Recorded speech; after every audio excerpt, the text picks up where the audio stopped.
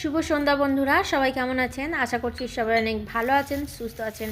আজকে আমি পাশের রুমে দিদির সাথে সন্ধ্যাতে মার্কেট গেছিলাম, তো সেখান থেকেই মোমোজ নিয়েছে। এখানে মোমোজের অনেকগুলো স্টল আছে।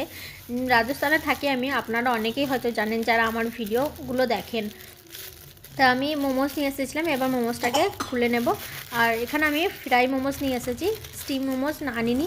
আমার যেহেতু এই মোমোজটাই বেশি খেতে ভালো লাগে, তাই ভাবলাম আপনাদের সাথে ভিডিওটা শেয়ার করি। আর আপনাদের ভিডিওটা কেমন লেগেছে অবশ্যই জানাবেন, আর আপনারা কোন মোমোজটা খেতে বেশি ভালোবাসেন সেটাও জানাবেন। এখন রুমে আমি আর আমার ছেলে আছি, তাই আমরা দুজনে খাবো। আর আপনাদের দাদা ভাইয়ের জন্য রেখে দেবো, যেহেতু ও ডিউটিতে আছে, ডিউটি থেকে এসে খাবে সেই জন্য।